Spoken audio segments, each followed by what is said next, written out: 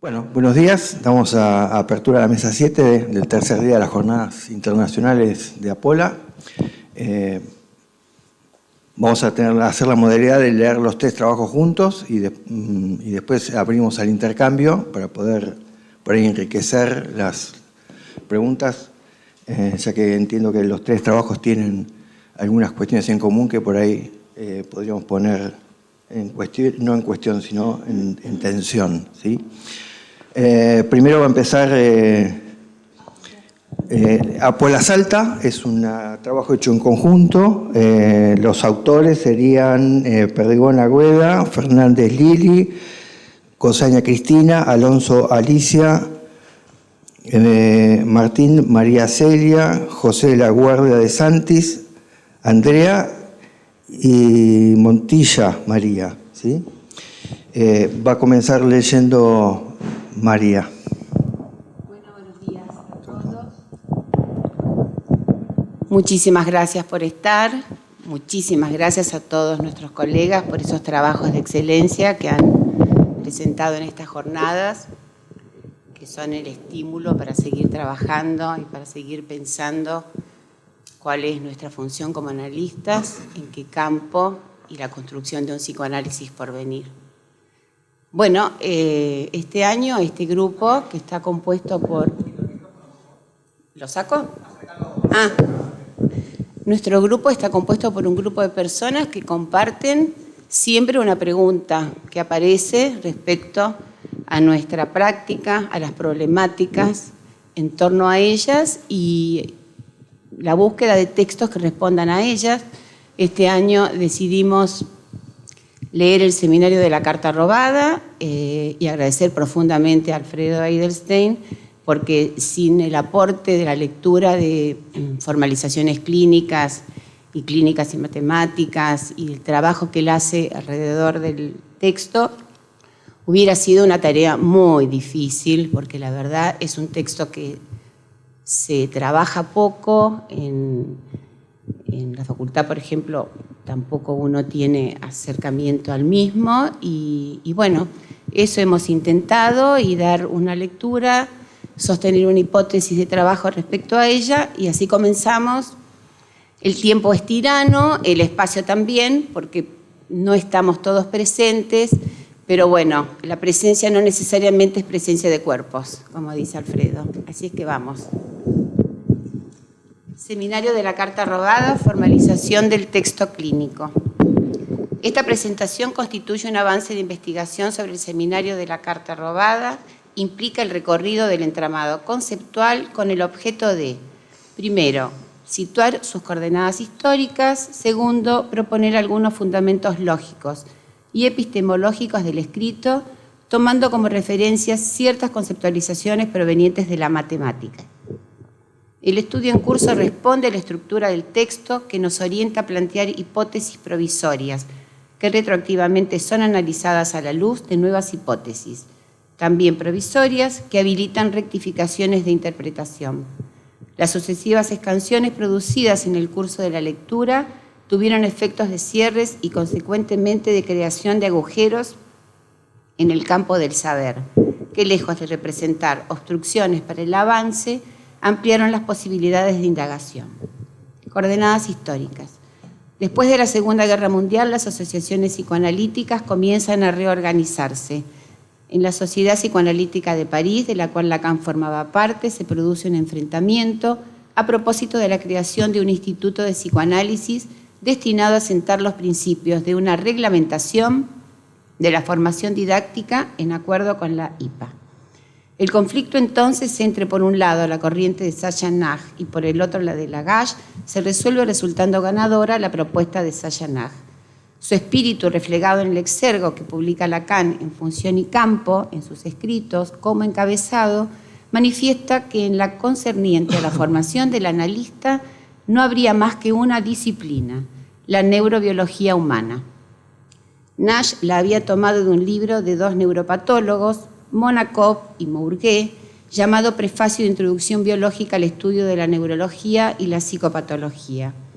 Lacan en ese entonces le envía una carta a Sachs-Nag y a los miembros de la sociedad presentando un proyecto de enmienda a los estatutos propuestos por él mismo para el Instituto del Psicoanálisis. Y la enmienda, por cierto, excluía la cita en exergo, colocando en lugar de ella una cita de Freud, contemporánea, por otra parte, al texto de los neuropatólogos retomados por Nash. La cita de Freud dice así: si hubiera de fundarse una facultad psicoanalítica, idea que suena a fantasía, habría de estudiarse en ella mucha parte de lo que se enseña en la Facultad de Medicina.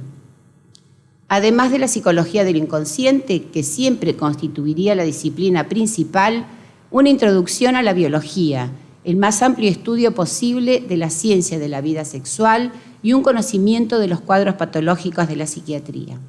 Por otro lado, la enseñanza psicoanalítica comprendería también asignaturas ajenas al médico y con los que no suele tropezar en su actividad profesional. Por ejemplo, historia de la civilización, mitología, psicología de las religiones y literatura. Fin de la cita. El 16 de junio de 1953, Lacan, junto con Lagache, Dolto y otros jóvenes, presentan su dimisión de la SPP y fundan una nueva sociedad psicoanalítica, la Sociedad Freudiana de París. Luego de la escisión del 53 y de ser notificado por el secretario general de la IPA respecto de que al dimitir de la SPP quedaba fuera de la misma, Lacan responde con el lanzamiento de Simbólico, Imaginario y Real en Saint-Anne, el 8 de julio de 1953, y en Roma con Función y Campo, en lo que llamado Discurso de Roma, en septiembre del 53, introduciendo así un nuevo paradigma en el campo psicoanalítico. Citando a Freud en exergo, Lacan había situado lo inconsciente como meollo del asunto, apelando a otras áreas aferentes al psicoanálisis con la que el médico no tropieza en su formación, remitiendo a la defensa del psicoanálisis profano. El asunto para Lacan a lo largo de su enseñanza será qué campo para el inconsciente y la posición de extraterritorialidad del psicoanálisis respecto de otras disciplinas. Interrogar la práctica y renovar el estatuto del inconsciente, sostiene en De Roma 53 a Roma 67 el psicoanálisis razón de un fracaso. Lacan había tenido ya oportunidad de descubrir la importancia del curso de lingüística general de Ferdinand de Saussure a través de la lectura de las obras de Delacroix y del encuentro con la obra de Claude Lévi-Strauss, siendo las estructuras elementales del parentesco de 1949 un aporte fundamental para su teoría, y así lo manifiesta en esta cita. Si pudiera caracterizar el sentido en que he sido sostenido y llevado por el discurso de Claude Lévi-Strauss, diría que fue en el acento que puso, espero que no declinará la amplitud de esta fórmula a la que no pretendo reducir su investigación sociológica o etnográfica, sobre lo que llamaré la función del significante, en el sentido que tiene este término en lingüística, en cuanto que el significante no diré solo que se distingue por sus leyes, sino que prevalece sobre el significado el que las impone. La lectura que hace Lévi-Strauss sobre el complejo de Edipo freudiano ilumina la existencia de una función simbólica entendida como ley de la organización inconsciente de las sociedades humanas, y no la concepción de una ley natural de temor al incesto. Es gracias a los sistemas que utiliza el etnólogo Krauss o Maja en las estructuras elementales de parentesco que Lacan pudo formalizar el caso del hombre de las ratas, según lo informa en una participación que tuvo en una conferencia sobre mitología y rituales 3 años más tarde. Lacan enunciaba así que todo sujeto se determina por su pertenencia a un orden simbólico. Las concepciones de Lacan sobre causa y sujeto determinan una novedad conceptual al momento de hablar del tiempo y del espacio en relación al sujeto. El tiempo será reversivo, un futuro pasado sin presente y el espacio bidimensional. Cuando se decide la publicación de sus escritos en 1966, Lacan a ese compilado de textos quiso añadir una obertura, colocando como tal el seminario de la carta robada, añadiendo a la misma una continuación que explicará retroactivamente su lugar inaugural. Así redactó presentación de la continuación y paréntesis de los paréntesis. ¿Por qué Lacan le asigna a este seminario, que es una clase del seminario 2, que dicta entre el 54 y 55, es el lugar de preferencia 10 años después? Sin duda porque en esos 10 años algo de lo que allí se intentó transmitir no fue tenido en cuenta por sus discípulos. Ya Lacan estaba advertido de su fracaso.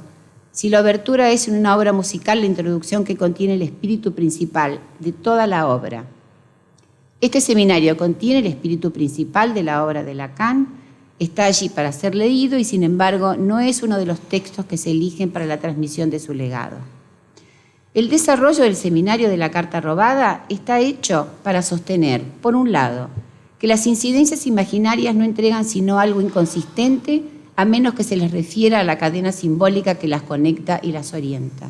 Y por el otro, que el desplazamiento del sujeto está determinado por el lugar que viene a ocupar el puro significante, que en el cuento de Edgar Allan Poe es la carta robada. Lacan encuentra en el cuento de Edgar Allan Poe aquello que sostiene en su teoría, que el sujeto está determinado por el significante y que la insistencia de la cadena significante es correlativa a la existencia, o sea, del lugar excéntrico donde debemos situar al sujeto del inconsciente. Es la propia ley de esta cadena lo que rige los efectos determinantes para el sujeto, lo que permite sostener que el automatismo de repetición toma su principio en la insistencia de la misma. A continuación, le cedo la palabra a mi colega, Andrea. Hola, ¿se escucha? Bueno, a continuación yo voy a presentar algunas consideraciones sobre los fundamentos epistemológicos de este escrito,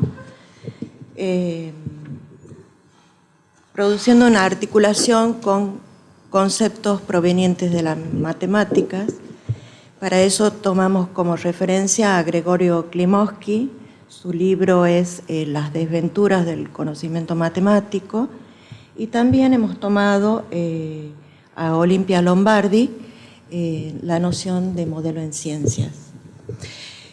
Nuestra propuesta consiste en plantear que es posible establecer cierta correspondencia entre la estructura de lo que Lacan presenta en este seminario y la estructura de lo que en la concepción actual de la matemática, entendida como ciencia formal, se denomina modelo, y que este modelo constituiría una valiosa herramienta teórica para la lectura del texto clínico, posibilitando dar cuenta del funcionamiento del inconsciente como máquina, el automatismo de repetición, el surgimiento del sujeto en inmixción de otredad, la articulación de los tres registros, la concepción del tiempo lógico y no cronológico, la interpretación como corte, el objeto A, etc. Cuando hablamos de modelo formal, adoptamos una de las varias acepciones que el término formal implica. Dicha acepción hace referencia a tipos particulares de sistemas sintácticos, que son los sistemas axiomáticos formales. En adelante los voy a designar como SAF. En ese contexto, el vocablo se refiere a que no se tiene en cuenta el significado de los símbolos que se emplean y en cambio se privilegian sus aspectos sintácticos o algorítmicos. Además, en ciencias formales, el término modelo tiene un significado preciso, también ligado a la noción de SAF. Un SAF es un conjunto de fórmulas o cuasi proposiciones relacionadas deductivamente entre sí a partir de la legalidad establecida por un sistema lógico subyacente.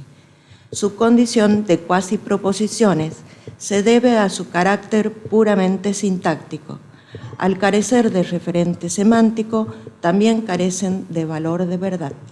Acá cabe aclarar que la sintaxis en matemáticas se refiere a todo lo que involucra signos y sus combinaciones, y la semántica comprende el significado y la referencia a entidades externas al lenguaje formal. La estructura deductiva del sistema se organiza a partir de ciertas cuasi proposiciones denominadas axiomas, punto de partida de las derivaciones lógicas. Las cuasi proposiciones que resultan de tal proceso deductivo son los llamados teoremas del SAF. Entonces, para plantear un SAF hay que seguir ciertos pasos para determinar su estructura.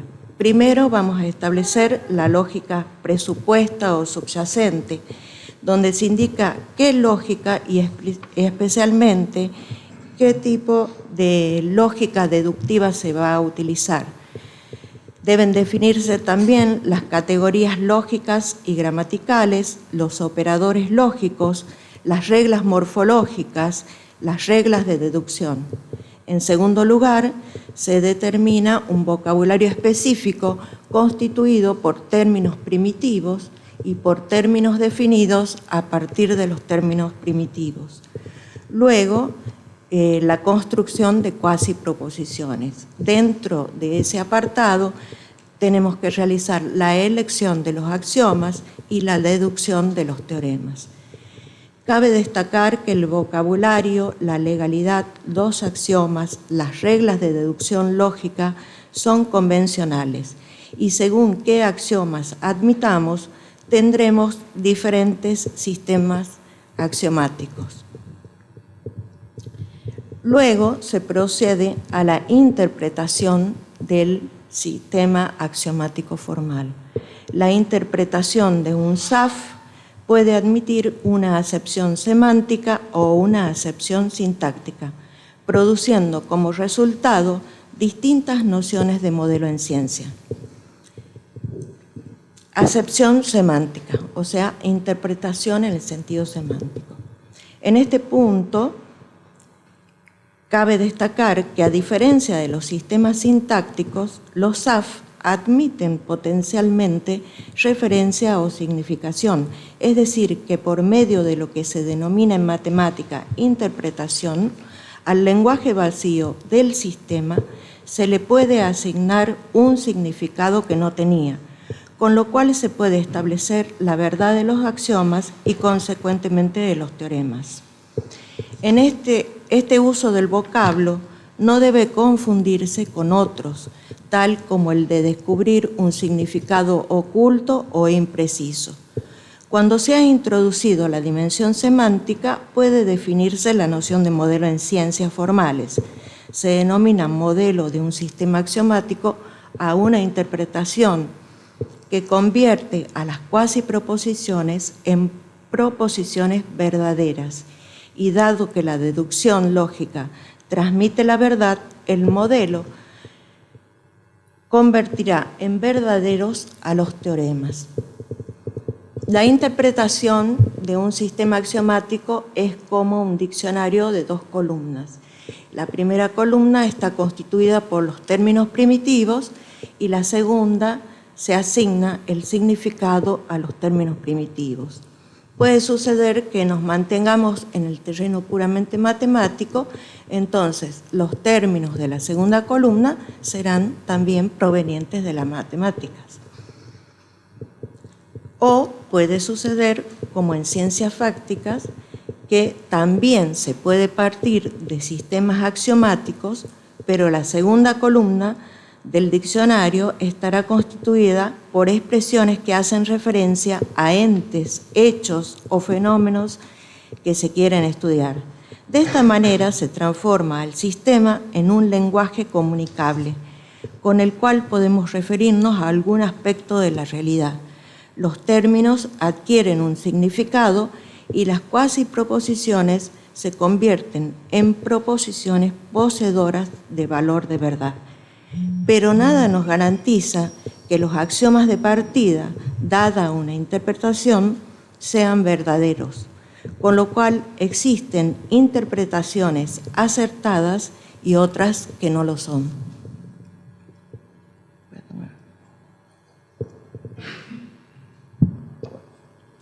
Cabe resaltar que en ciencias fácticas la interpretación de los axiomas conduce a proposiciones hipotéticas, cuya verdad se admite provisoriamente y por lo tanto llevarán a proposiciones igualmente hipotéticas, que tendrán el carácter de presuntas verdades hasta que por medio de contrastaciones empíricas se pueda hallar indicios acerca de su verdad o falsedad, lo cual no siempre es posible cuando se trabaja con elementos intangibles y con lógicas trivalentes. Esta noción de modelo hipotético deductivo, es relevante para otras disciplinas científicas, no necesariamente fácticas, pero que parten de sistemas axiomáticos formales y cuyas hipótesis son falsables en el sentido popperiano. Luego voy a pasar a la interpretación sintáctica.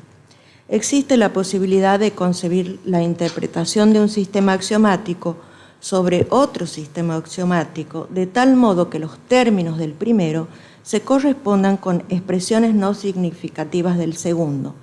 En esta segunda acepción, el discurso de ninguno de los sistemas tiene contenido semántico y por tal motivo no pareceríamos estar en presencia de una auténtica interpretación, porque las cuasi proposiciones del primer sistema se transforman no en legítimas proposiciones verdaderas o falsas, sino en cuasi proposiciones del nuevo sistema.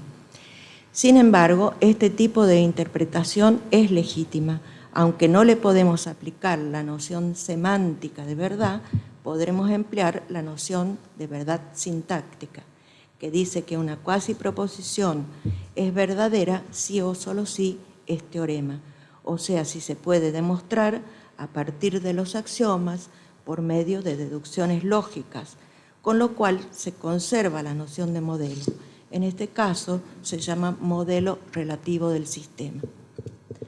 Queda planteada como hipótesis que en el seminario de la carta robada, Lacan presenta un sistema cuya estructura puede tener correspondencia con la estructura de un SAF, pasible de ser interpretado sintáctica y semánticamente. Si la interpretación es adecuada, entre comillas, el sistema se transformaría en un modelo para orientarnos en la clínica.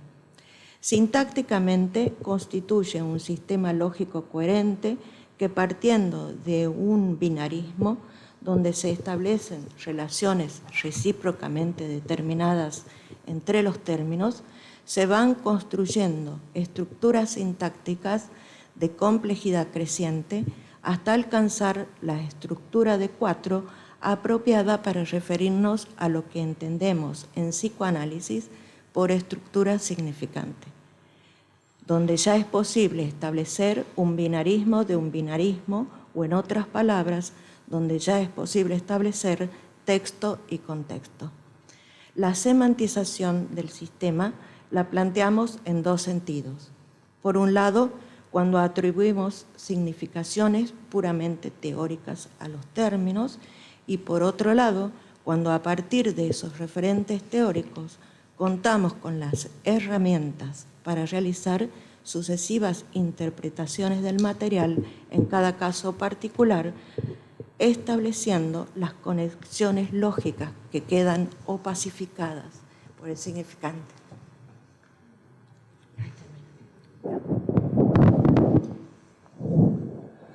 Bueno, pasamos a la lectura ahora de Pedro Carrere, de Apola.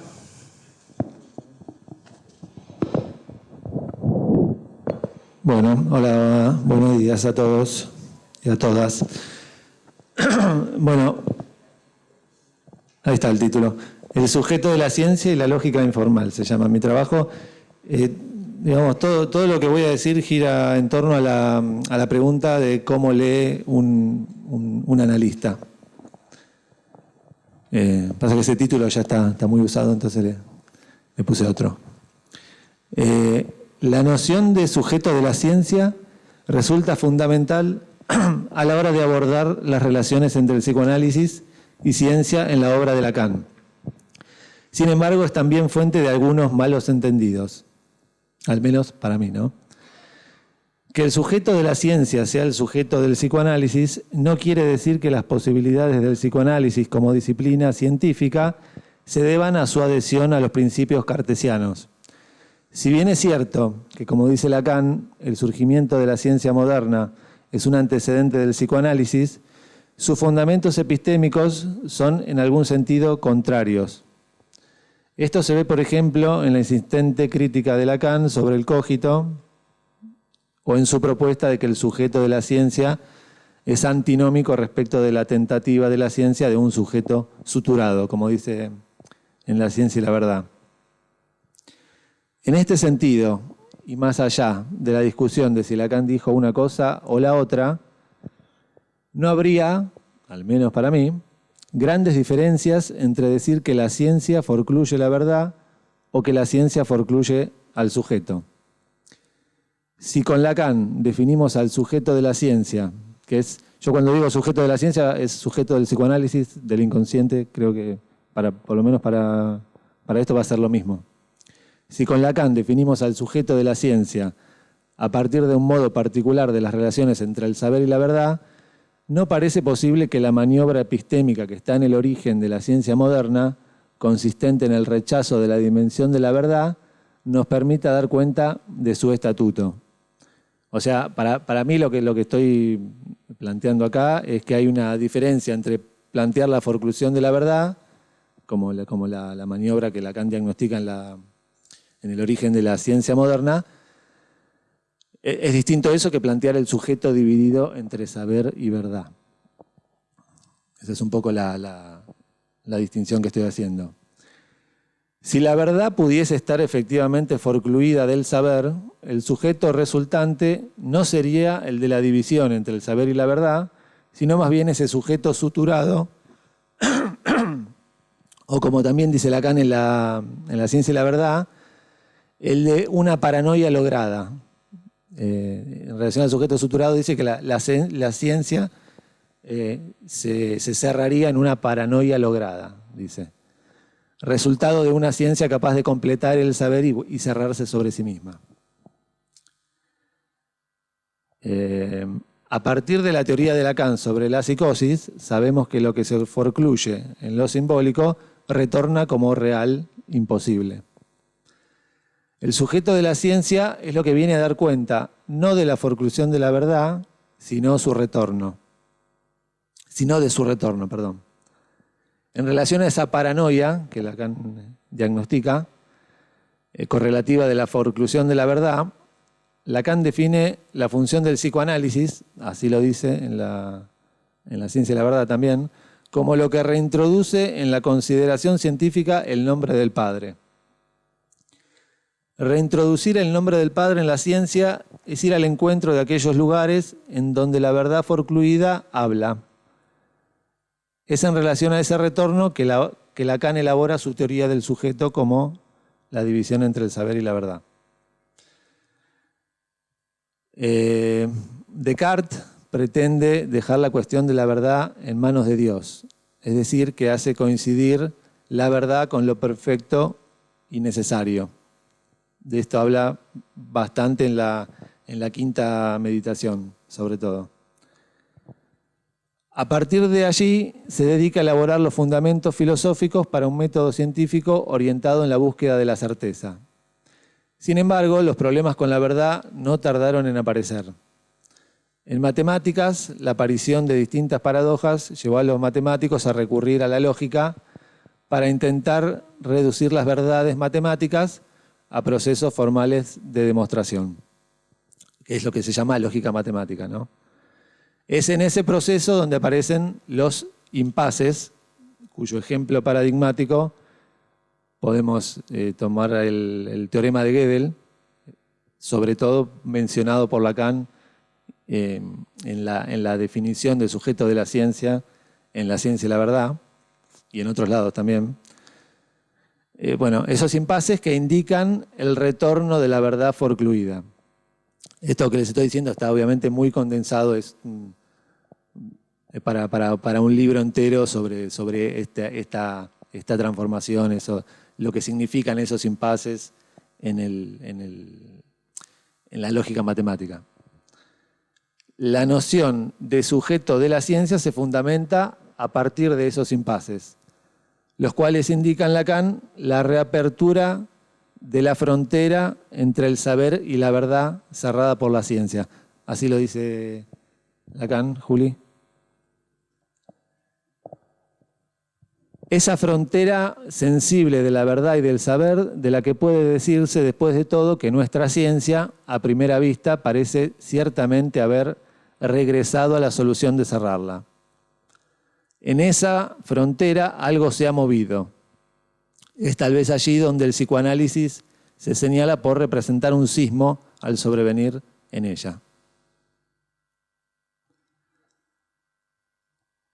Si la ciencia moderna significa el cierre de esa frontera mediante la forclusión de la verdad, el psicoanálisis tiene lugar en su reapertura. es decir, en aquellos impases que sacuden los cimientos matemáticos de la ciencia moderna. El retorno de la verdad coincidente con el sujeto de la ciencia da cuenta que, en realidad, verdad y saber no son campos distinguibles. El sujeto de la ciencia, como la división entre saber y verdad, por más paradójico que parezca, ¿no? Yo estoy diciendo distinción entre saber y verdad y que no son campos distinguibles, pero algo así creo entender de lo que dice Lacan, sobre todo por esto que les digo ahora. El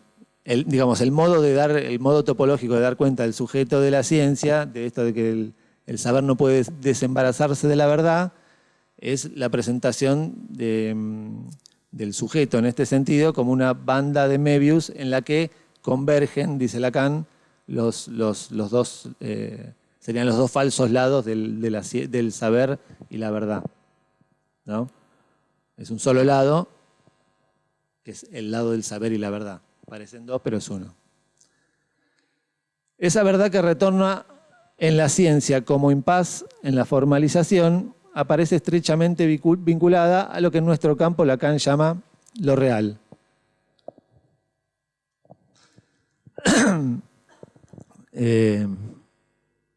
Dice Lacan, bueno, en este sentido, la verdad en juego en el psicoanálisis es lo que por medio del lenguaje toca un real. Quizás en vez de toca un real podríamos decir produce un real, ¿no? El lenguaje produciendo un real, eso sería la aparición o el retorno de esa verdad, ¿no? De la verdad forcluida. La verdad será lo que pueda medio decirse de esa imposibilidad en el saber. El sujeto de la ciencia indica que el problema de la verdad no se resuelve por la vía de la certeza, como intentó Descartes. Por el contrario, la búsqueda de la certeza, en la que se sostiene la formalización del saber, reintroduce el problema de la verdad a partir de sus impases. En nuestro campo, esos impases son lo que Lacan llama síntoma y lo que viene a dar la pista para inferir un sujeto. Por eso es que el retorno de la verdad reintroduce en la ciencia la condición particular. En contraposición a las verdades eternas y necesarias de Descartes, en un psicoanálisis todo el trabajo con el lenguaje y con la verdad estará siempre referido a esa condición particular. Una cita de Lacan que quizá no es la mejor, es de las conferencias en las universidades norteamericanas, pero bueno, es para tomar algo de esto de la reintroducción de la condición particular. Dice, de la verdad no hay más que medio decir, la verdad se la dice como se puede, es decir, en parte. Me salté un poquito, es que es preciso hacer sentir a aquel que está en análisis que esta verdad no es toda, que ella no es verdadera para todo el mundo, que ella no es, esta es una vieja idea, que ella no es general, que ella no vale para todos, digamos. Acá ustedes podrían decirme relativista o algo así, pero bueno. La idea es rescatar la introducción de la condición particular en relación a la verdad. Pero esto, digamos, acá Lacan lo dice medio así, pero en la ciencia, ¿no? Esa es un poco la idea. A partir de esos impases, cuyo ejemplo es el teorema de Gödel, como les dije. La verdad medio dicha reintroduce el saber, el no todo, la ineliminable particularidad del sujeto de la ciencia. En psicoanálisis no habrá verdades eternas, sino verdades particulares. Nuestro trabajo como psicoanalistas comienza allí donde el saber trastabilla y se asoma una verdad que reclama ser articulada. El saber considerado en sus relaciones con una verdad siempre particular significa el abandono de una concepción puramente formal del saber y el pasaje a lo que Lacan designa como un saber lingüístico. Dice Lacan en Seminario 15, clase del 6 de marzo del 68. La ciencia misma solo puede sostenerse con la puesta en reserva de un saber puramente lingüístico. O sea, la ciencia, no solo el psicoanálisis, ¿no? A saber, por una lógica estrictamente interna y necesaria al desarrollo de su instrumento, en tanto que el instrumento es matemático y que todos pueden palpar a cada momento los impases propiamente lingüísticos en que la mete ese progreso. Un poco lo que les decía antes, pero articulando directamente esos impases en la formalización matemática al lenguaje, ¿no? Y al significante. Para Lacan, los impases en que han derivado los intentos por formalizar plenamente las verdades matemáticas son lingüísticos.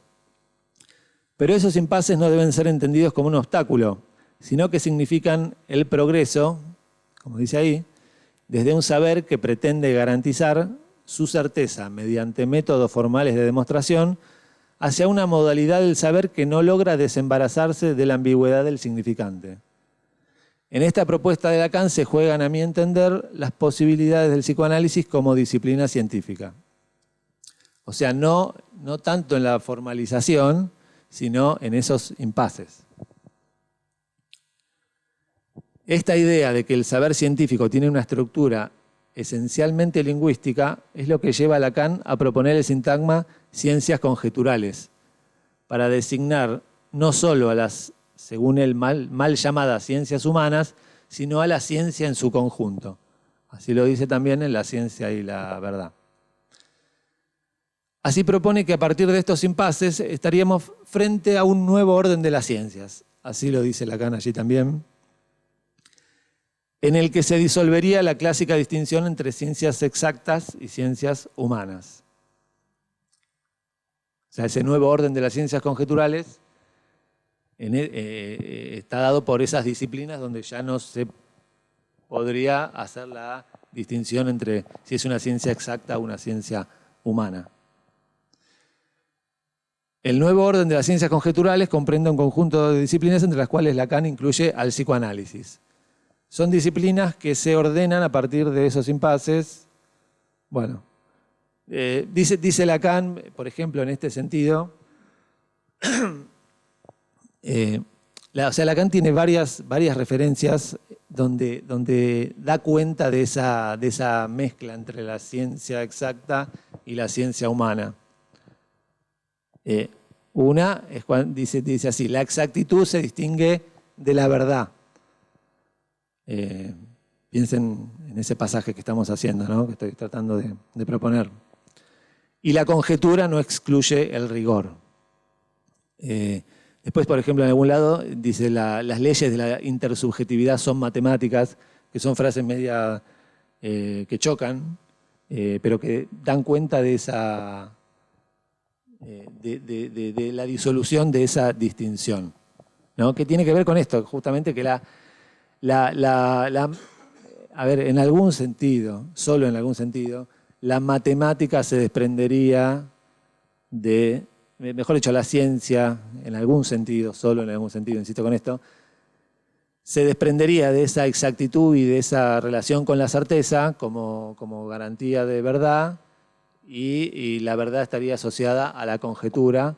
Sin embargo, eso no excluye el rigor digamos, de la ciencia, ¿no? Digo, para que no es que por no estar en el terreno de la formalización y de esa certeza que pretendía Descartes, nos vamos de la ciencia, digamos.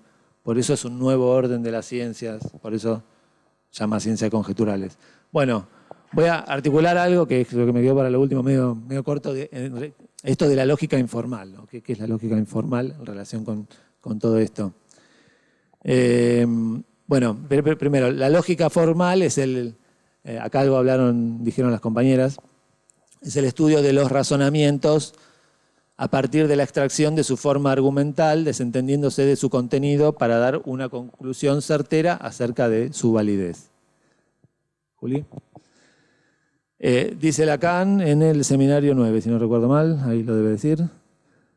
La lógica formal de Aristóteles era el primer paso para saber lo que a nivel del enunciado podía formularse como dando de esta fuente su necesidad a la enunciación.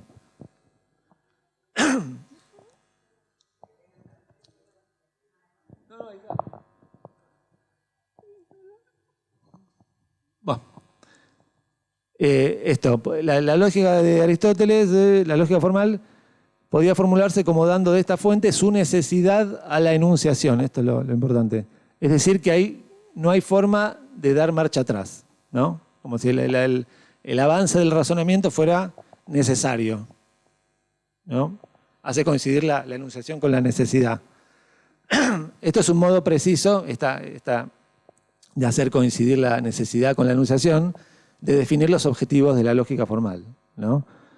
Que no haya ninguna duda sobre la fiabilidad de un enunciado, puesto que a él se llega por medio de un cálculo que lo vuelve necesario. Es como lo que les decía antes de la verdad en Descartes, ¿no? Que le deja la verdad en manos de Dios, que es perfecto y necesario y eterno, y se llega ahí por un método que la vuelve necesaria, ¿no?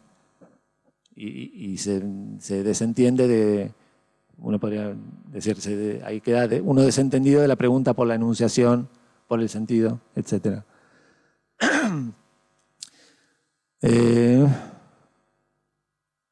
Bueno, resumo un poquito, sí. A partir, o sea, Lacan habla incluso ahí, me parece que en el mismo seminario, de las ilusiones de la lógica formal, dice Lacan, para dar cuenta de esta, criticando esta idea de liberar al lenguaje del problema del sentido. La llama ilusiones.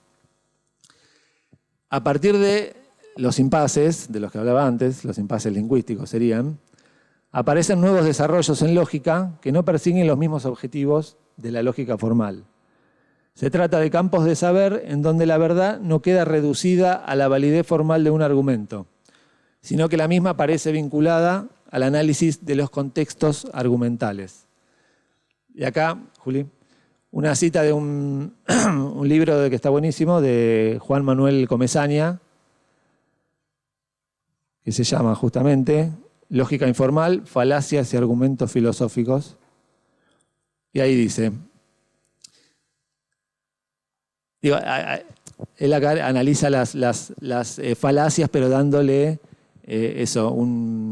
poniéndolas en contexto, ¿no? Para poder juzgar qué tan falaz es el argumento o no, según no solo sus formas, sino su utilización, en qué contexto.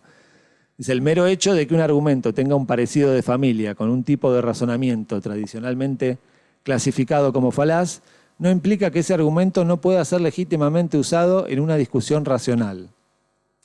En muchos casos, un argumento ad hominem, una apelación a la ignorancia o una apelación a la emoción, que son algunas de las falacias clásicamente establecidas, estas falacias pueden ser maneras de cambiar de tema. Y dice que está buenísimo. Pero es necesario reconocer que no siempre está mal cambiar de tema y que muchas veces la única manera de que un intercambio lingüístico continúe siendo razonable, y que muchas veces es la única manera de que un intercambio lingüístico continúe siendo razonable. O sea, hace distinguir lo racional de la lógica formal, ¿no? Yo pensaba cuando leía esto, por ejemplo, en un análisis, ¿no? Cuando uno, por ejemplo, hay analistas, y es como, digamos, la indicación freudiana, que si hay un acto fallido, hay que detenerse ahí, interrogarlo, porque ahí es como que se abre algo, que hay que aprovechar la oportunidad. Y a veces eso puede ser, digamos, incluso muy contraproducente, si uno lo toma literal, como que esa idea de la vía regia, alguna vez Alfredo decía que con el significante no hay vía regia, que me parece que el significante abre a otra lógica de creer que eso, con el acto fallido se ve claro que eso es eso, digamos, ¿no? Ese es el acto fallido y eso significa la apertura del inconsciente y no hay que perder la oportunidad de interrogarlo. Y yo creo que hacer eso a veces puede ser muy, muy contraproducente incluso, que hay que pensar la lógica de otra manera para poder decidir si efectivamente conviene interrogar ese fallido o dejarlo pasar. Y eso depende de una articulación contextual, como estamos tomando acá. Sigue la cita. En otros casos, como las apelaciones a la autoridad y las falacias de composición y división, que son otro tipo de falacia, que se presente una falacia o una movida argumental legítima dependerá de si se han cumplido o se han violado ciertas reglas. Reglas que no siempre es posible formular con la claridad que sería deseable. Es extremadamente difícil, en la mayoría de los casos, decir precisamente qué es lo que hace que un argumento sea una falacia. Si uno saca la falacia de la cuestión formal y la pone a jugar en el contexto discursivo, podría ser un argumento válido o racional o una falacia. No depende solo de su estructura formal. En lógica informal, la corrección de un razonamiento a menudo depende del contenido de las afirmaciones que lo componen en relación con el contexto en el cual se emite. Bueno, lo interesante para nosotros es este desplazamiento de la lógica desde las formas hacia los contextos, que está vinculado al significante, ¿no? A la estructura significante. En una estructura de significantes, el valor o el significado de una frase es también contextual. En tanto, el significante implica una lectura que considere a la estructura en su sincronía. Lo que dice un enunciado dependerá de sus posibles articulaciones con otros enunciados y no de su propia estructura formal. La potencia del psicoanálisis radica en la posibilidad de abrir el juego a novedosas articulaciones que permitan saber algo más acerca de la verdad que habla en el síntoma de quien nos consulta. El inconsciente es el nombre de esa posibilidad, siempre abierta, de producir nuevas articulaciones. Su estructura, por lo tanto, no podrá ser plenamente formalizada. Sobre todo si tenemos en cuenta que su propia existencia dependerá de que el psicoanalista decida en cada caso cuáles posibles nuevas articulaciones serán las más pertinentes. Como en el caso de las falacias, la corrección de la lectura no podrá estar garantizada por la apelación a un conjunto de reglas formalmente explicitadas. Recuérdense que les dije que yo estaba pensando en cómo lee un psicoanalista. Sino que dependerá de la particular perspectiva con la que el psicoanalista establezca el contexto de lectura. Y para terminar, una cita, Julián. Es como un salto, pero bueno, tiene que ver con esto, digamos, sería para detenerse más, del libro de Nagel y Newman, justamente sobre el teorema de Gödel, ¿no? Al final del libro hace como saca una conclusión de qué significa el teorema de Gödel, que lo pongo, digamos, porque se alinea con el espíritu de lo que estoy presentando. Y lo dejo ahí para las preguntas o para otro momento. Dice, no debe considerarse el teorema de Gödel, recuérdense que les dije que era como el paradigma de estos impases en la lógica matemática. No debe considerarse el teorema como una invitación a la desesperanza ni como una excusa para la alusión al misterio. El descubrimiento de que existen verdades aritméticas que no pueden ser demostradas formalmente, que es un poco lo que demuestra justamente el teorema, no significa que existan verdades que hayan de permanecer en una eterna imposibilidad de ser conocidas, ni que una intuición mística de especie y autoridad radicalmente distintas de la habitualmente operativa en los progresos intelectuales deba reemplazar a la prueba convincente. Digamos, esto sí es lo que hacen los psicoanalistas con la ciencia, los problemas digamos, lo rechazan y se van hacia la intuición mística, hacia y acá me interesa destacar esto de la prueba convincente, como para pensar qué es una prueba convincente, que es para una discusión, si no es necesariamente una demostración formal. Por eso remarqué, creo que ahí también, el tema de la prueba convincente. Se abre a la discusión de qué es una prueba convincente. No significa que existan límites ineluctables a la razón humana. Eso. Significa que los recursos del intelecto humano no han sido ni pueden ser plenamente formalizados y que subsiste la posibilidad de descubrir nuevos principios de demostración. Justamente esto en relación con la prueba convincente. La propuesta de descubrir nuevos principios de demostración. El teorema, esto vinculado a la ciencia conjetural, a este nuevo orden de la ciencia que les decía antes. El teorema indica que la estructura y la potencia de la mente humana son mucho más complejas y sutiles que cualquier máquina inerte existente hasta el momento. Acá la máquina inerte podría estar en relación a la lógica formal, ¿no? Justamente. La misma obra de Gödel constituye un notable ejemplo de esa sutileza y complejidad. Es un motivo no para el desaliento, sino para una renovada apreciación de los poderes de la razón creadora. Muchas gracias.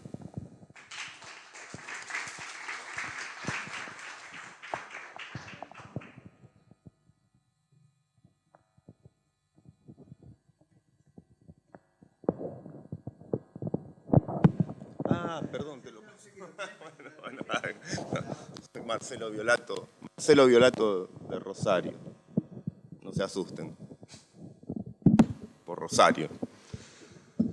Bueno, ayer se me ocurrió una consecuencia del trabajo que voy a presentar hoy que hace que el trabajo esté mal planteado en un punto. Pero ya no me queda otra y les tengo que presentar el trabajo y en todo caso, si pescan el error, me lo dicen. Y si no, se los digo yo si hay tiempo.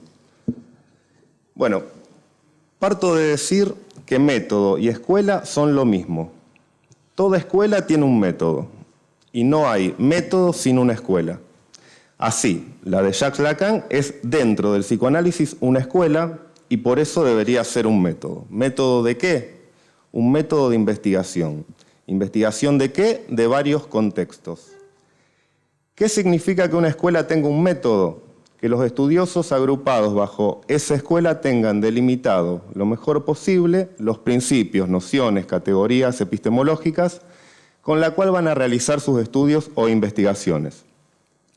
Introduzco una cita para apoyarme de Lacan, creo que es la única que voy a usar.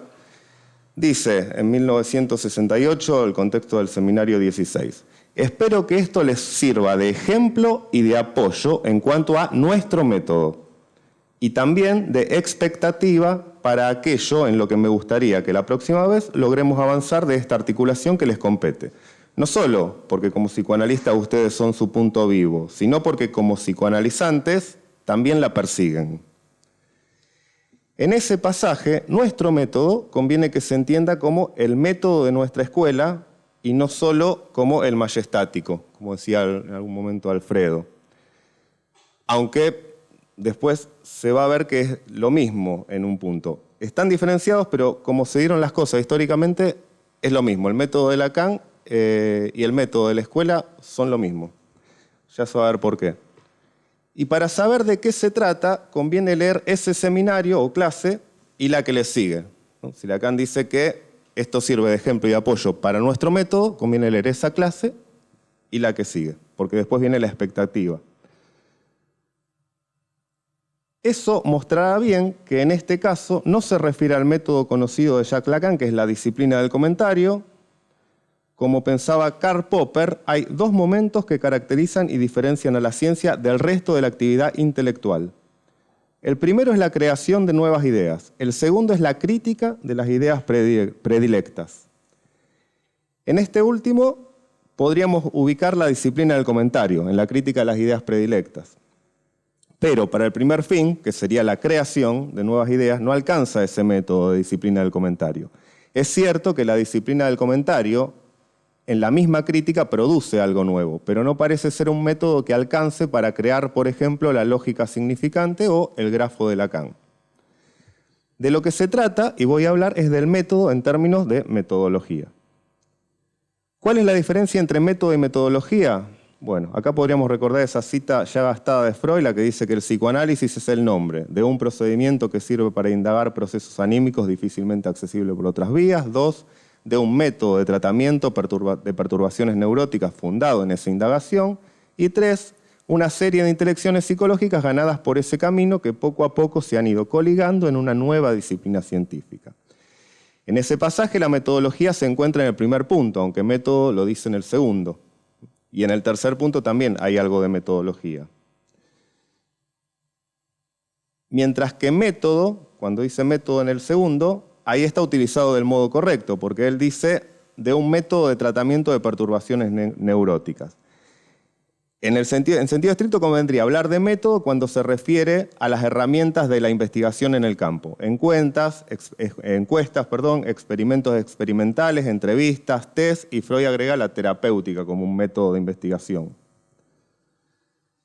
Para dar una idea del motivo por el cual se habla de método, pero en realidad es metodología, se podría recordar el discurso del método de Descartes, o las reglas del método sociológico de Durkheim, o el organón de Aristóteles, o el novum organum de Francis Bacon.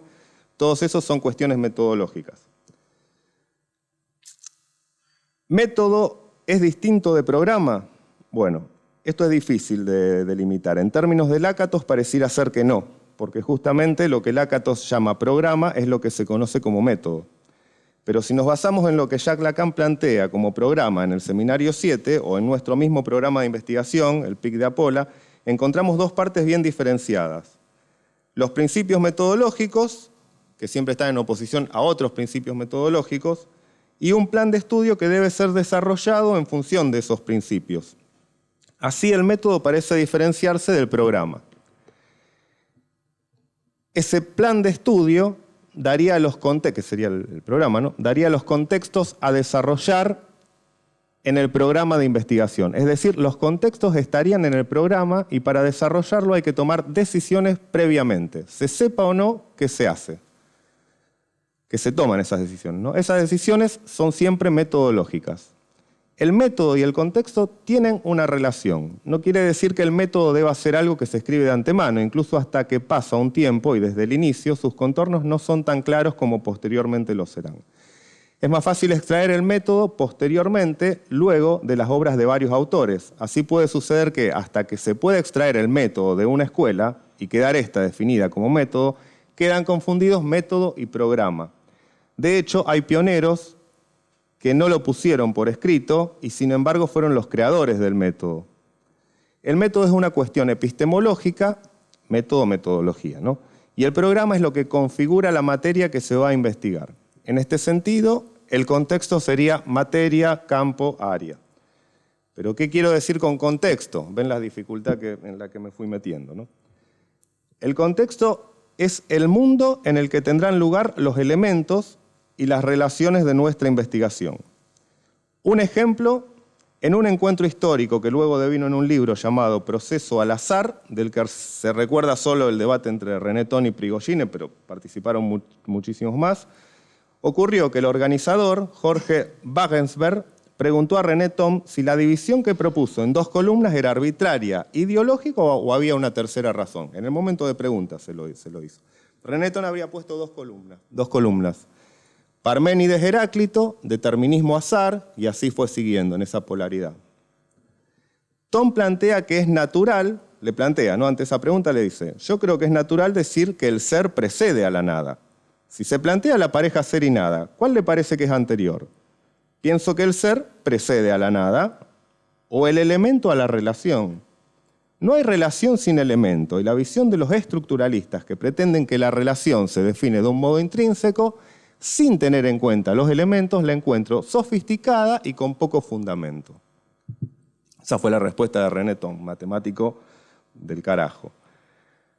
Asimismo, un formalista como André Weil, que es el miembro más conocido de los Bourbaki, el grupo de matemáticos formalistas de los años 50, o un antropólogo como Claude Lévi-Strauss, desde un método estructuralista podrían decir esto. La estructura es la forma en la que se articulan los distintos componentes de un edificio por medio de elementos de unión que garantizan su estabilidad. Se trata de algo abstracto. La función del abortante, por ejemplo, no depende del material con que esté construida la bóveda. En matemáticas se usan las estructuras para estudiar simultáneamente todos los objetos que tienen las mismas propiedades. No cuenta su naturaleza, sino las relaciones entre ellos. Ahí hay 2 métodos, en lo de René Thom y en lo último de André Weil y Lévi-Strauss, hay 2 métodos que podrían aplicarse al mismo contexto, pero son opuestos. Pero esto no es todo. Pasemos al campo de la matemática, donde en apariencia se evita la decisión del investigador. En física, recordemos, también hay que optar entre onda y partícula, pero eso todavía se mantiene dentro del rango filosófico, es una discusión filosófica. Mostrar esto en las matemáticas es mucho más contundente. Entonces, doy este ejemplo. 0,9999999 periódico igual a 1. ¿Es verdadero? Sí. 0,99999 periódico ¿es distinto de 1? ¿Es verdadero? Sí. Las dos cosas son verdaderas en matemáticas. Ahí si querés, Julián, ahora usamos la calculadora un segundo. Le voy a decir la fórmula detrás.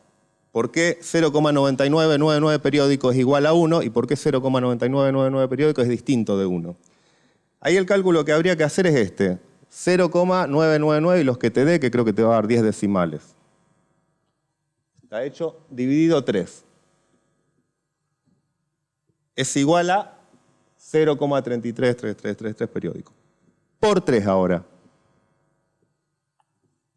0,999999. Ahora borramos eso, vamos con otra fórmula. 1 dividido 3. Fíjense que acá ya hicimos esto antes, lo de arriba. 1 dividido 3. 0,33333 periódico. Tenemos otra vez esta fórmula. Vamos a multiplicarlo por 3. Igual a 1. ¿Cómo pasó? Magia. ¿Pescaron el secreto?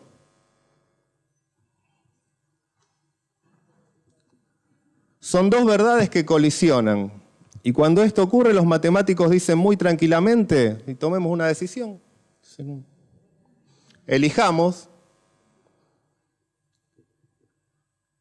Lo que pasó ahí, a lo mejor ahora lo repito, pero lo que pasó ahí fue que en el primer cálculo que se hace, Julián pone 0,999 periódico y nosotros creemos que él puso todos los periódicos, pero puso solamente 10. Si se ponen 25.000 nueves, es lo mismo. Siempre da 0,9. El otro cálculo hace que eso sea continuo, que no frene nunca. Es 9, 9, 9, 9, 9, 9, 9, 9, no frena nunca. Y esa es la diferencia. Pero se equivoca la calculadora, en realidad no se equivoca, pero la calculadora permite las dos posibilidades. La decisión se toma, esa decisión que decíamos que los matemáticos dicen no hay problema, tomemos una decisión, se toma en función de lo que menos dificultades trae al contexto en el que se trabaja. Puede ser, el contexto puede ser álgebra, lógica combinatoria, aritmética, cualquiera. Incluso hay algunos contextos, no es el caso, pero pongamos que el contexto sea la topología, donde se dice eso es indeterminado. No podemos determinar si es 1 o es 0,9 y queda ahí.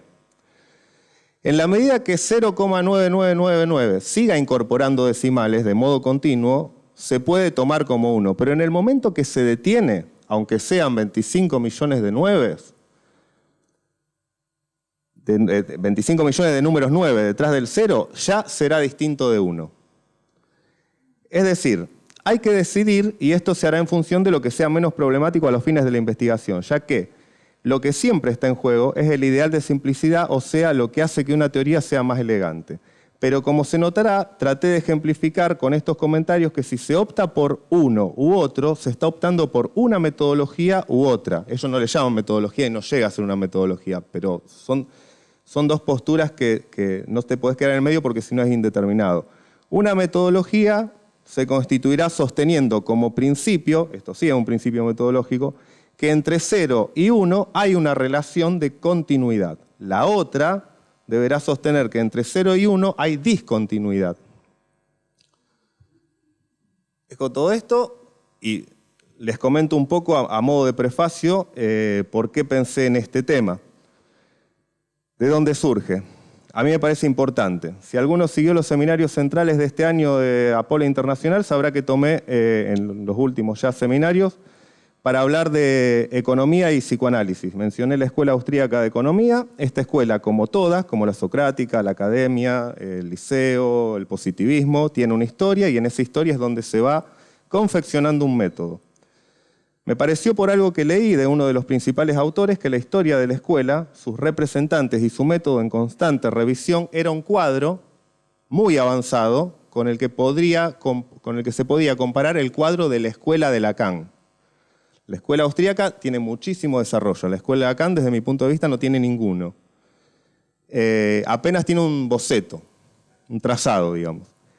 Ludwig von Mises que es uno de la escuela austríaca, en su libro Autobiografía de un liberal, escribió: lo que hoy conocemos como escuela austríaca, acá estoy haciendo un comentario de la escuela austríaca, pero que tiene relaciones con la escuela de Lacan. Lo que hoy conocemos como escuela austríaca de economía nace en 1871 con la publicación del pequeño libro Principios de Economía. Hasta finales de los años 70 no hubo ninguna escuela austríaca, solo estaba Menger. Ese es el dato. ¿Qué decía Lacan en algunas oportunidades? Sobre todo en el momento de fundar su escuela. Cito a Lacan, había otra cita de Lacan. Fundo, tan solo como siempre lo estuvo en mi relación con la causa psicoanalítica, la Escuela Francesa de Psicoanálisis. La Escuela Francesa de Psicoanálisis. Escuela Freudiana de París fue 3 años después que se nombró así. Luego vino la disolución y los supuestos continuadores Jacques Alain Miller y Éric Laurent, es mi opinión, y la que compartimos en Apola, hicieron otra cosa distinta que la que propuso y sostuvo Jacques Lacan.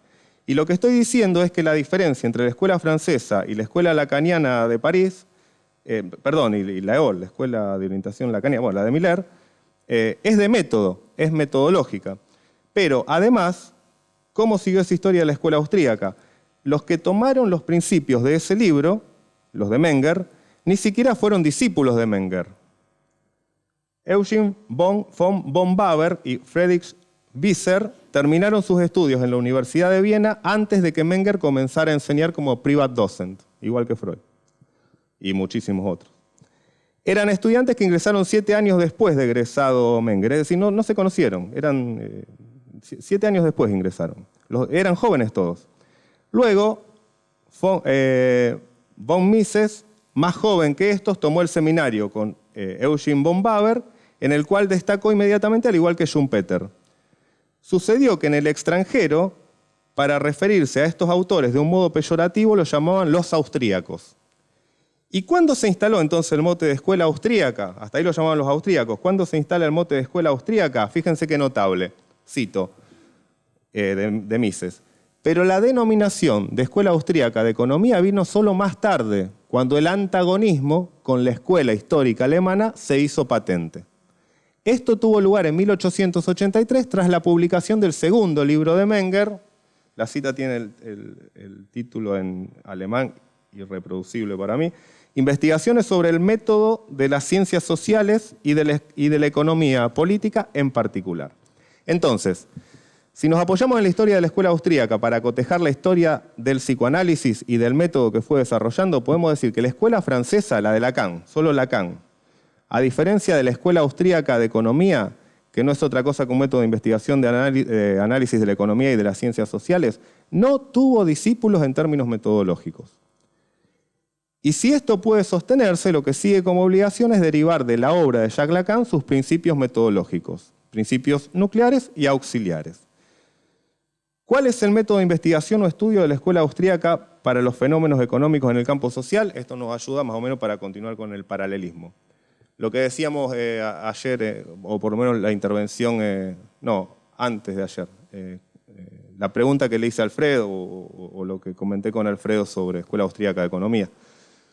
Individualismo metodológico son puntos de la metodología de la escuela. Individualismo metodológico, todo tiene sus dificultades, no es el individualismo tal como nosotros lo pensamos criticando a los lacanianos. Individualismo metodológico, tampoco es lo que nosotros planteamos, pero bueno. Subjetivismo y conceptos articulados o secundarios son el marginalismo. El marginalismo lo impone Menger, pero Menger no lo considera algo de metodología. Sin embargo, los discípulos posteriores lo consideran que sí. El tiempo, nosotros tomamos el tiempo. La soberanía del consumidor, es contraintuitiva esta escuela, ahí estamos iguales. La no inclusión de análisis formales, es decir, prescinde de la matemática formal, siendo que son eminentes matemáticos muchos de ellos. En todo caso, lo que se somete a discusión su utilización, pero no deriva su veracidad como fruto de algún formalismo matemático. Es decir, no se dice que es veraz porque incluye aparatos matemáticos. Esos sí son los Chicago Boys, que es otra línea desviada de la escuela. Oscar Morgenstern, por ejemplo, hizo mucho en función de eso con von Neumann, tratar de formalizar. No es el espíritu de la escuela austríaca de economía. El último es: no hay libertad política sin libertad económica. Primero la economía. Como decía Alfredo la vez pasada, es la economía, estúpido. Luego la política. Bien. Entonces, es después de decir esto que aparece en nuestra mente el PIC de Apola. Yo creí que ya apareció hace rato, yo creí que cuando escribía creí que iba a aparecer en este momento, pero no. Ya estamos pensando desde hace rato, me parece, en eso. Entonces, que si bien es un programa de investigación y no un método, habrá que ver, una parte de él es un método, es metodología. Próximo paso es preguntarse si el método delineado en el PIC de Apola es el mismo que el de la escuela francesa, el de la escuela de Lacan, teniendo a Lacan como único alumno. No es alumno, digamos, como única persona. Conjunto vacío sería. Si es similar en sus principios nucleares o en los auxiliares, o es opuesto, como el de la escuela de Miller, aunque si fuese opuesto tendría que ser opuesto de otra forma, pues nosotros somos opuestos a la escuela de Miller. Es en el apartado posicionamiento de Apola, estoy pensando en el programa, yo lo tengo en papel, pero bueno, es el apartado del posicionamiento de Apola donde encuentro el método, que tiene 3 principios nucleares que habitualmente se enuncian como anti, serían antiindividualista, antibiologicista, antinihilista, y los principios auxiliares, habría que ver el tiempo, si es principal o es auxiliar. Tiempo, espacio, materia, energía, orientación, y no anoté el último que se había incluido porque no lo tenía presente en el papel. Para terminar, a algunos podrá parecerles innecesario extraer el método de la escuela francesa de psicoanálisis, le llamo escuela francesa para decir este conjunto vacío que es Lacan solo. Y después, innecesario saber si es igual a nuestro método. Es decir, necesario saber el método, la metodología de la escuela francesa. Después, innecesario si es útil saber cuál es nuestra metodología. Pero a mí me parece fundamental lo primero y auxiliar lo segundo, es decir, ambos de mucha importancia.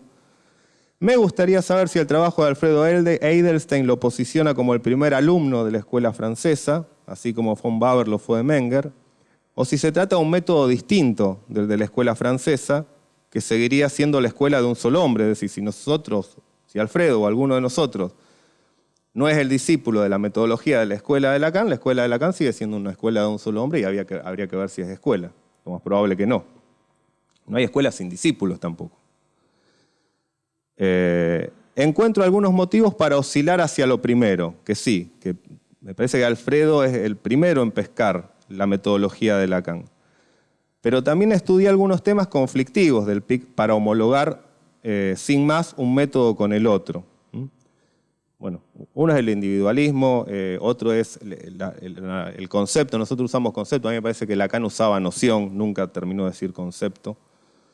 De cualquier modo, me parece una línea de estudio interesante e inevitable para la continuidad de nuestra sociedad. Bueno, muchas gracias.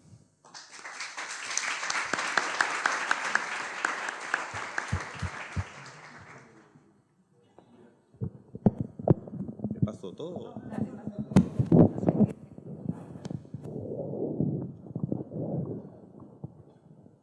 Bueno, muchas gracias por las exposiciones. Abrimos el espacio a preguntas, comentarios.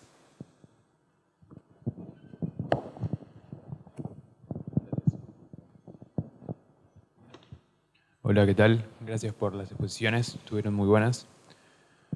Tengo 2 preguntas para el que las quiera contestar.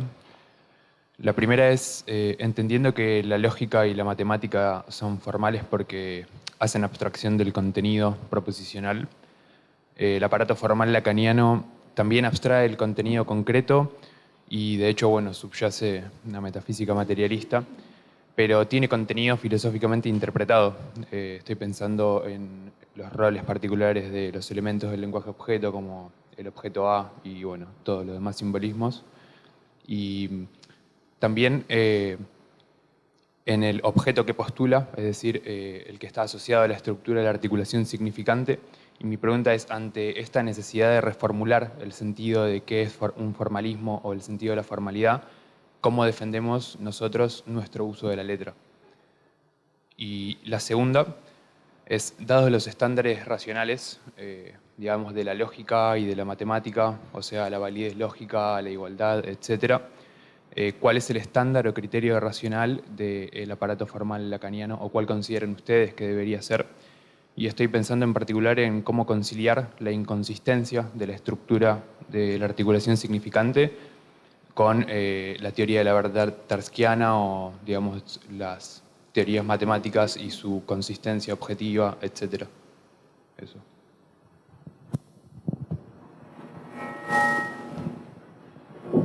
Bueno, muchas gracias por las preguntas que son bastante complejas y bastante extensas. Pero bueno, dijiste algo de la letra. A mí me parece que, por eso yo hice la aclaración de que yo estaba pensando en cómo lee un psicoanalista, cómo lee en su trabajo, ¿no? Y digo, para hacer una distinción entre, digo, la letra se puede pensar como significante o como matema, que quizás esa distinción sirve para responder a lo que vos preguntabas. Digo, matema en relación a la presentación, yo lo diría así, lo más formalizadamente posible de la teoría, el matema como esto el intento de la transmisión integral, que bueno, ahí los matemas lacanianos van en ese sentido. Pero después la otra vertiente de la letra es la letra como significante, digamos. Lacan lo propone así, de hecho. Y bueno, y esto de Lacan, de lo que yo, o sea, trato de ir para ese lado, digamos, en esta presentación voy para ese lado, no me ocupo del formalismo como presentación de una teoría, sino como lectura, digamos. Y bueno, por eso me sirvo de los lugares donde Lacan propone los impases a la lógica formal para demostrar las verdades matemáticas, y ahí Lacan ubica el significante, en esos impases. Es como si uno quisiera irse del significante y volviera al significante, y eso me parece que es muy rico para pensar la tarea que hacemos en un análisis. Bueno, eso.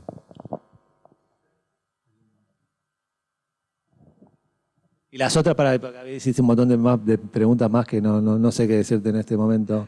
Se me ocurre eso. Hola. Sí, yo le quería hacer una pregunta para Paula Salta, por el trabajo de la... Les quería preguntar, hablaron de, no sé si era primitivo o algo así, en realidad.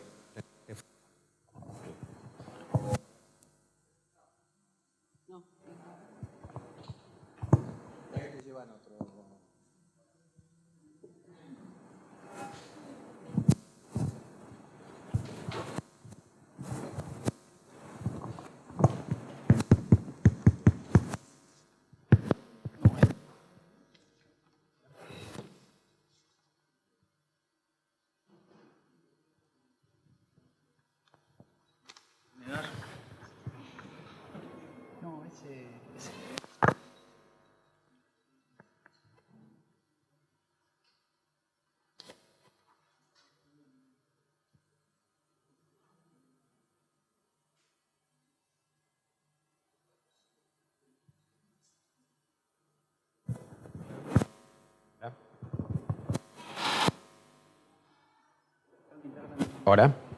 Bueno.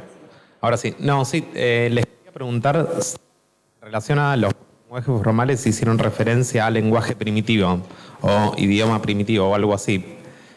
Que les quería preguntar porque, por lo que yo entendí en la carta robada, esos son los más y los menos, ¿o no? A partir de ahí se empiezan a derivar otras... Quería preguntar porque no sé si entendí bien. Nosotros hablamos de un vocabulario específico que hay que establecer. Y dentro de ese vocabulario tenés términos primitivos y términos definidos a partir de los primitivos. Sí, podría ser interpretado así. Los más y los menos, por ejemplo, ¿no? Y luego eso sería tomado cuando vos tenés que aparecen los tres sincrónicamente y tomas de a dos, ahí ya estás estableciendo un axioma de partida. Y a partir de ese axioma vas a ir derivando los encadenamientos sintácticos.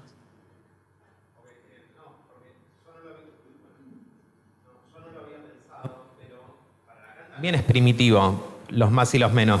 Dice que están desde siempre, desde toda la eternidad, dice en el seminario 2, esos ceros y los unos. Y mientras también pensaba que con eso tiene que ver también la ausencia de contenido de esos signos, porque si están desde siempre no hacen referencia a nada. Es un sujeto que se encuentra con el mundo y se pregunta qué es ese mundo, qué significa. Se arranca ya desde entonces a lo mejor lo primitivo está ligado a la ausencia de significado. No importa el significado que tiene eso, son signos que es lo que está al principio, lo otro aparece después. Aparece después. Sí, en matemáticas por lo menos, términos primitivos no tienen ningún contenido semántico, ¿no? Simplemente pertenece a una determinada categoría. Por ejemplo, puede ser individuo, conjunto, ¿no? Lo que se establece en el término primitivo es eso nada más, la categoría. Quería sumarte, que por ahí también se podía pensar en relación a cómo lee Lacan el Fordá, ¿no? En eso de la ausencia y la presencia, ¿no? Donde eso estaría, Freud hacía la referencia a la ausencia y la presencia de la madre, y Lacan lo toma en la relación al símbolo del llamado, el for y el da.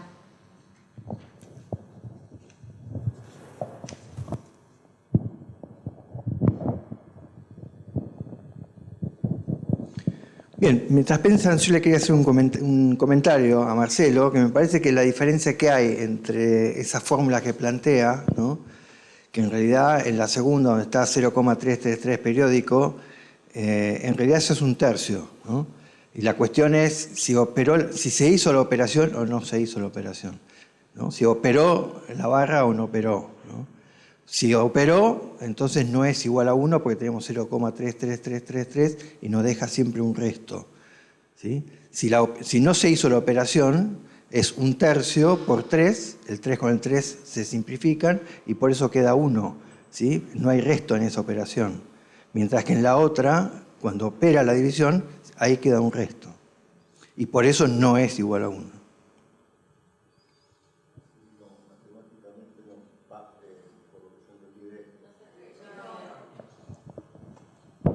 Fíjate que 3,0,333 es un tercio.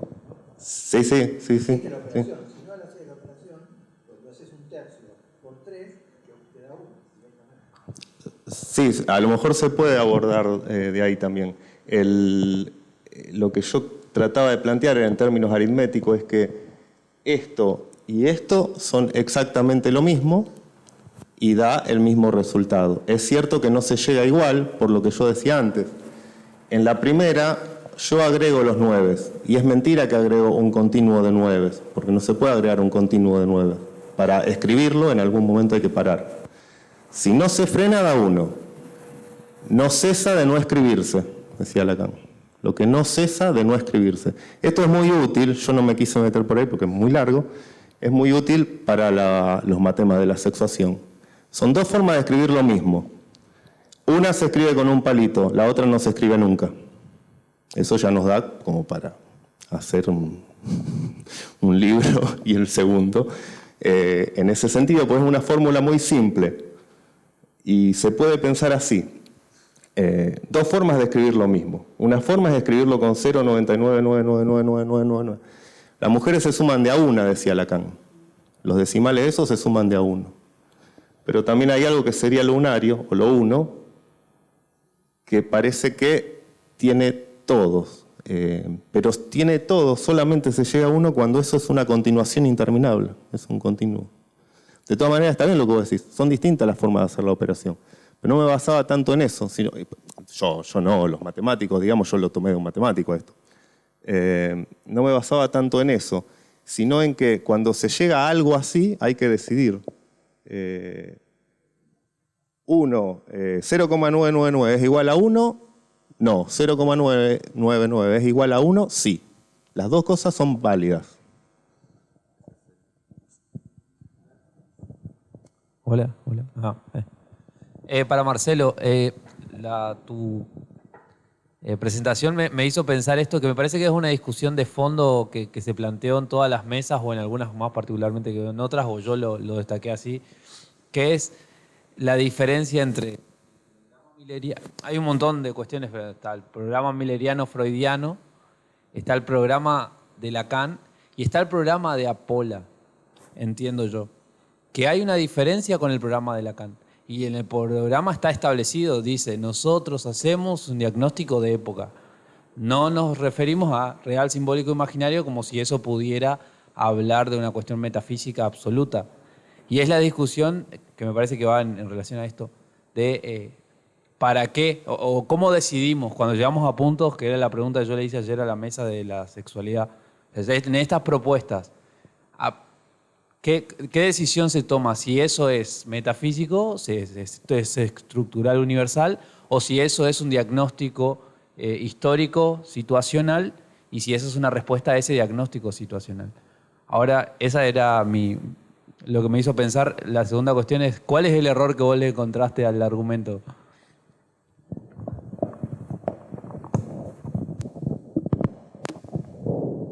El del primer comentario comparto, 100%. Me parece que ahí hay que tomar una decisión. Yo estoy trabajando bastante en economía. Von Baber tiene un libro que se llama Poder o Ley Económica. El poder es todo lo que los políticos pueden implementar para hacer que funcione algo. Lo que no se enteran los políticos es que hay una ley económica de hierro y la escuela supuestamente la conoce y la sabe. Entonces, en ese sentido me parece que sí, hay que decidir. Y empalmo con la pregunta. En ese sentido parece necesario tener que decidir. ¿Pero para qué? Es lo que yo no me daba cuenta, o lo que no me di cuenta. Si yo me apoyo en lo que decía matemáticamente, y nosotros queremos hacer como que el psicoanálisis fuese el campo matemático, nosotros tenemos varios contextos a estudiar. Entonces, no nos importa mucho el método que utilicemos. Para nosotros podría funcionar que una vez 0,9 periódico sea igual a 1 y otra vez 0,9 periódico sea distinto de 1. Porque lo único que nos importa es abordar el contexto. Y si nos sirve más una metodología, usamos esa. Y si no, la otra. Esa es la conclusión, la consecuencia que yo extraje el otro día leyendo esto, y hizo que el problema esté mal planteado. Porque yo lo que planteo es saber si hay una metodología que nosotros debemos seguir. Y ahora se me arma un lío. Porque tenemos que seguir una metodología. Lacan, yo no me acuerdo, no traje el libro y no me acuerdo el apartado. Hay un momento donde Lacan habla del individuo y de la marca y no lo rechaza, lo toma como válido, pero para la marca. Y posteriormente dice algo del sujeto y la huella borrada. Son dos metodologías distintas, la freudiana y la lacaniana. Pero ¿y si hay que abordar el individuo, el sufrimiento de un individuo? ¿Cuál usamos? No lo usamos. ¿Y si hay que abordar el sufrimiento de un sujeto en términos que es el sufrimiento de otro? No sufre el sujeto, sufre otro. ¿Qué usamos? La de Freud no nos sirve. Pero si tenemos al paciente sufriendo, cuando se nos queman los papeles, la de Freud a veces no sé si sirve en términos metodológicos, pero la usamos. Yo estoy en esa disyuntiva. Incluso yo tengo esa disyuntiva de un modo mucho más amplio. Para mí, así como se trata de hacer el esfuerzo de unificar la teoría gravitacional con la teoría cuántica, creo que se podría hacer el esfuerzo de unificar el psicoanálisis con la psicología. Porque en definitiva trabajan a veces los mismos contextos. Y no puede ser que haya una respuesta psicoanalítica y otra respuesta psicológica sin que en algún momento se toquen. Esto da mucho, o sea, me estoy tirando a la pileta, no lo tengo para nada estudiado. Lo tengo bocetado, digamos, lo pensé bastante, etc. Pero no lo tengo. Pero si nosotros somos psicólogos, ¿qué pasa? Cuando nosotros vemos un fenómeno psicológico, que nos lo abordamos del psicoanálisis y damos una respuesta, sí, lo hacemos, digamos, ¿no? No es que dividimos en dos campos, como se decía en la facultad cuando yo entré. No, lo que pasa es que el psicoanálisis trabaja lo inconsciente y la psicología lo consciente. No, es una tontería. No sé si respondí, me parece que no fui por las ramas.